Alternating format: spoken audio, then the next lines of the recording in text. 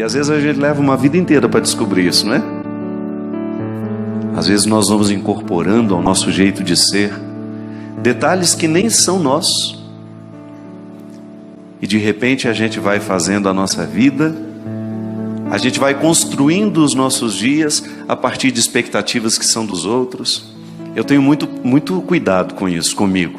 Sobretudo por ser uma pessoa muito pública. E você, diante da publicidade que você tem, você não precisa ficar pensando que sua vida é diferente de mim, não. Mesmo você não aparecendo na televisão e não tendo muita gente prestando atenção na sua vida, se bem que as redes sociais todo mundo presta atenção o tempo todo, né? Acabou a vida privada. Mas é impressionante como às vezes nós passamos a ser vítimas e reféns daquilo que os outros imaginam de nós. É muito triste quando você percebe que você está pautando a sua verdade pessoal a partir das expectativas dos outros. Isso pode acontecer dentro do casamento. Muitas vezes uma pessoa pode abrir mão de ser quem ela é, porque ela vive para poder cumprir as expectativas que o outro alimentou. Por isso que o namoro precisa ser um tempo de muitas decepções. Porque o que é a decepção? É aquele momento em que você percebe que o outro não é aquilo que você imaginou. Eu acho profundamente libertador quando alguém fala: Padre Fábio, eu estou tão decepcionada. Que bom, minha filha. Então agora podemos ser amigos de verdade. Porque antes o outro pode ter me imaginado demais. No amor é assim, a mesma coisa. Volto a dizer, você nas instâncias que são suas, eu não sei o tanto que você é conhecido na sua cidade, no seu bairro, na sua rua, mas você é conhecido de alguns. E você corre o risco de guardar e de manter coisas na sua personalidade que nem pertencem a você, que foram colocados por outros. Eu gosto muito da experiência que Jesus nos fala no Evangelho de Mateus, uma parábola que ele utiliza-se de um exemplo do campo, porque Jesus era um homem simples, ele não falava de filosofia. Paulo fala filosoficamente. O apóstolo Paulo, quando você pega os escritos dele nas cartas, você tem ali um intelectual falando. Jesus poderia até ter essa capacidade intelectual, mas ele falava de maneira simples. Porque a missão de Paulo é diferente da missão de Jesus. Paulo tem o grande objetivo de tornar Jesus conhecido no meio daqueles que não acreditavam. Então ele precisava das rebuscações, intelectuais para poder para convencer aqueles que estavam ouvindo, para que pudesse dar a ele uma credibilidade. Jesus é muito direto. Ele fala de maneira muito simples, porque o grande desejo dele é tocar e transformar o coração de quem o escuta. Então você vai ver em muitos momentos Jesus utilizando-se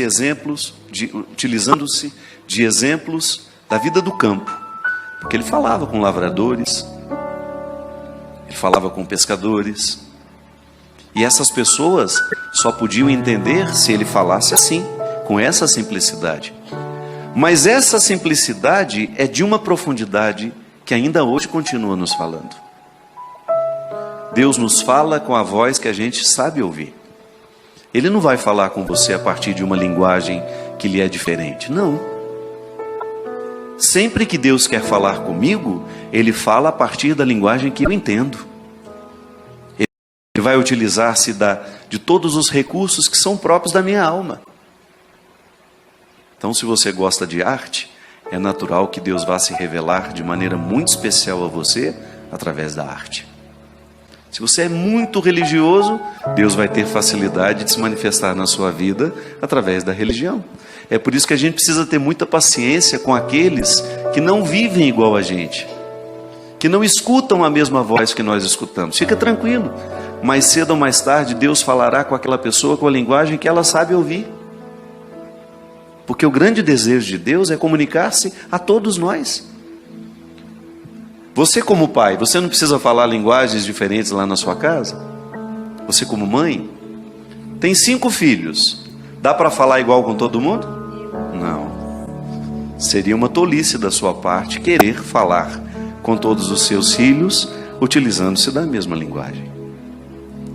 Você fala de um jeito que o seu filho, aquele específico, entenda, porque é seu desejo comunicar-se. Por isso que é bom a gente observar o outro, porque lá você vai com um jeitinho que vai facilitar a palavra cair no coração dele. Quando eu falo a palavra, é o dia a dia.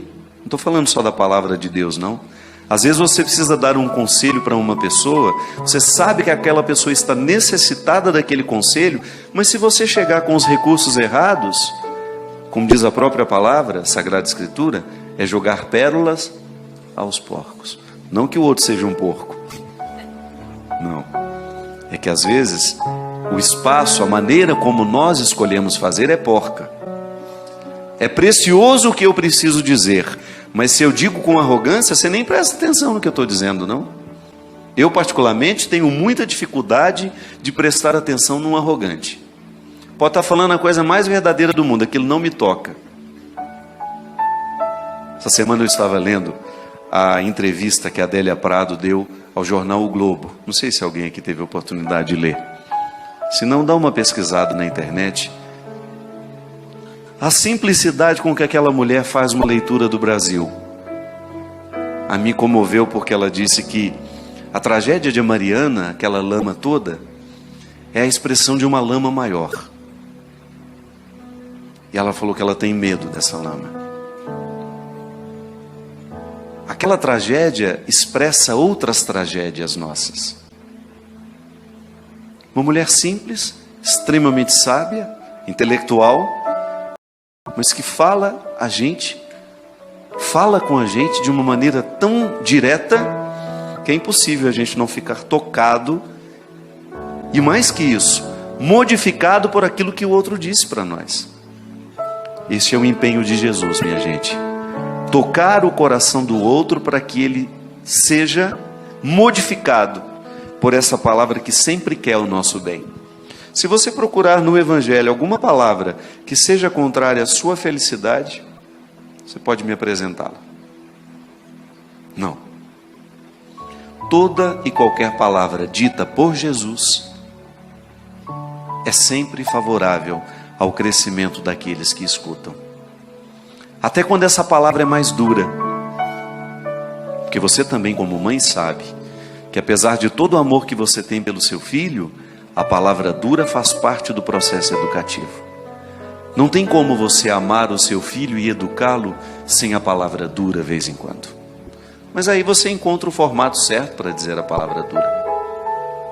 A palavra dura precisa ser dita de maneira que aquela criança ou aquele adolescente, ou até mesmo aquele jovem, identifique que ela lhe é favorável.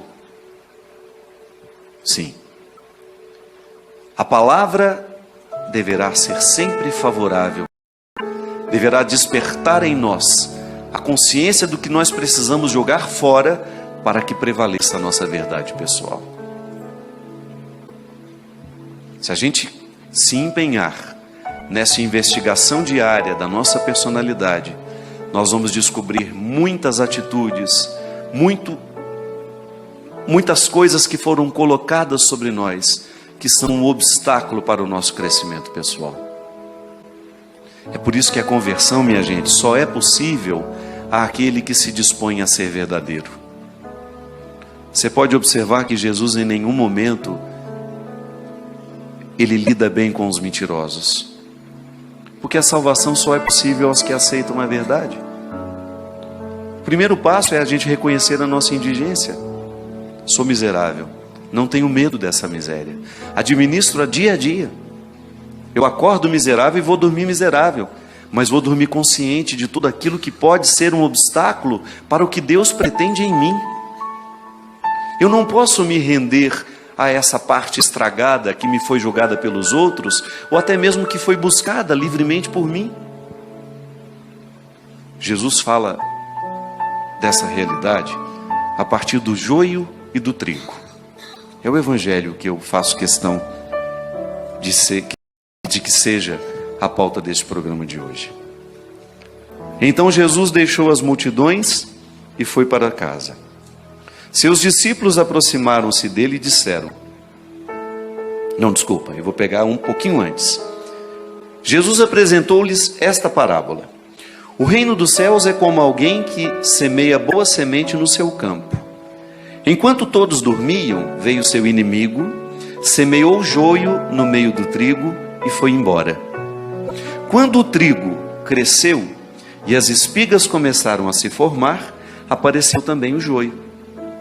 Os servos foram procurar o dono e lhe disseram: Senhor, não semeaste boa semente no teu campo? De onde veio então o joio? O dono respondeu: Foi algum inimigo que fez isso. Os servos perguntaram ao dono: Queres que vamos retirar o joio? E ele disse: Não. Pode acontecer que ao retirar o joio, arranqueis também o trigo. Deixai crescer um e outro. E no momento da colheita, direi aos que cortam o trigo: Retirai primeiro o joio e amarrai-o em feixes para ser queimado. O trigo, porém, guardai no meu celeiro. Aí depois, nessa continuidade que eu estava lendo, Jesus explica para eles o significado dessa parábola. Ele voltou para casa, como eu tinha dito, os discípulos aproximaram e perguntaram a ele: Senhor, o que o Senhor quis dizer com aquela parábola do joio? Ele respondeu: Aquele que semeia a boa semente é o Filho do Homem. O campo é o mundo. A boa semente só são os que pertencem ao reino. Os joios são os que pertencem ao maligno. O inimigo que semeou o joio é o diabo, e a colheita é o fim dos tempos. Os que cortam o trigo são os anjos. Como o joio é retirado e queimado no fogo, assim também acontecerá no fim dos tempos. O Filho do Homem enviará seus anjos, e eles retirarão do seu reino toda causa de pecado e os que praticam o mal. Depois serão jogados na fornalha de fogo. Ali haverá choro e ranger de dentes. Então os justos brilharão como o sol no reino de seu Pai. Quem tem ouvidos, ouça. Como nós temos, a gente ouve, né? Eu sempre gosto de pensar que o fim dos tempos para nós é hoje. Eu tenho todo o direito de acreditar as minhas esperanças escatológicas. Bonito isso. Eu pensar que eu viverei um juízo final. Ótimo. Mas eu preciso fazer diariamente a experiência da volta do Filho do Homem na minha vida. O verdadeiro cristianismo consiste em nós vivermos diariamente este impacto da palavra de Deus em nós. Não posso esperar para o futuro, minha gente. Ou eu vivo esse encontro final com o Senhor hoje, ou eu vou sempre adiando as minhas transformações. Porque o meu cristianismo, quando levado a sério, ele me coloca na pauta do dia tudo aquilo que em mim precisa ser comparado com ele.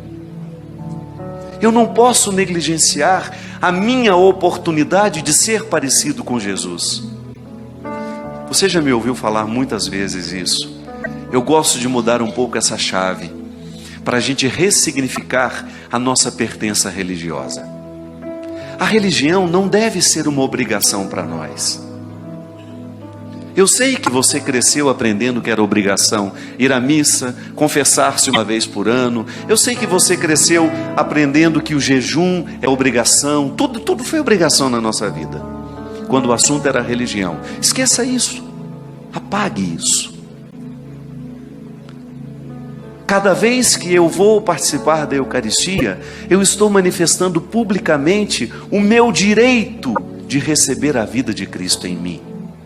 Não é porque eu sou obrigado a ir, não. Obrigação é um conceito muito frágil para ser sustentado nos dias de hoje, onde as pessoas têm tanta consciência de liberdade. Isso pode ter funcionado no tempo dos nossos avós, que subjugavam a vontade de seus pais, de seus superiores.